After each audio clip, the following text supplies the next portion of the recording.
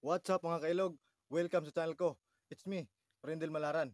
Kung bago ka pa lang sa channel ko, huwag mong kalimutang mag-subscribe at pakipindot na rin ng bell notification para lagi kang updated sa mga bagong video na i-upload sa channel na to. Hi mga kailog, kumusta na kayo? Ang video na ito mga kailog ay request po ni kailog Livilin Aligarme. Sabi niya, kumusta na yung fish pan mo dati, idol?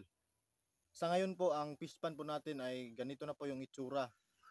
Hindi na po siya naalagaan at hindi na napakawalan ng mga tilapia. Kung dati po ay sagana po itong lugar na inuupuan ko, ito po yung fish pan dati. Dumaan po kasi yung tag-init, kaya po kumunti po yung supply ng tubig dito. May mga tilapia pa sana dito yung mga nakaraang buwan.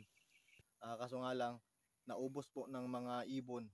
Yung ibon na matataas po yung liig na tinatawag sa amin na bagwa, at meron din po yung tulabong na tinatawag na ibon dito. Kinakain po nila yung mga tilapia. Siguro sa susunod na buwan, pag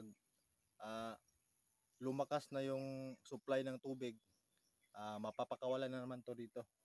So maraming salamat sa mga sulit na subscriber ko dyan. Kahit na palagi kong sinasabi na wala masyadong upload, nandyan pa rin, meron pa rin nanonood.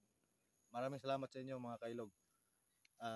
Ngayon, simula sa araw na ito or simula sa video na ito, mag-a-upload na po ako. Hindi lang ako mag-promise kung ilang video sa isang linggo, pero mag-a-upload ako para tuloy-tuloy tayo. Ipagpapatuloy ko yung aking pagbablog dito sa YouTube. Nagpapasalamat ako sa inyong lahat sa solid na suporta. Kahit na yun na nga, medyo humina na ako, pero ganun talaga.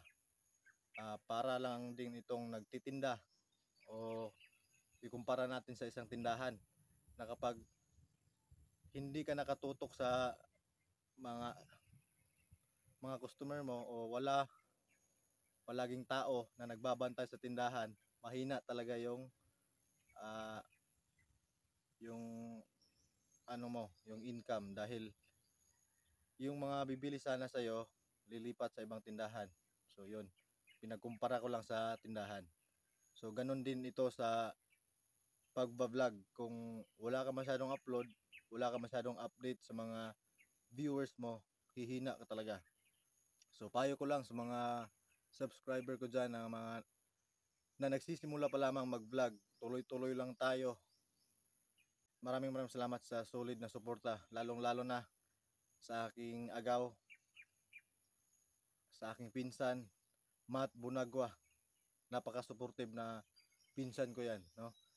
Yung naging asawa niya kasi ay first cousin ko, kaya pinsan na po yung aking tawag sa kanya, or tawag namin sa isa't isa. Hanggang dito na lang po yung video natin ngayon. Sana suportahan niyo po ako sa ating pagpapatuloy sa pagbablog.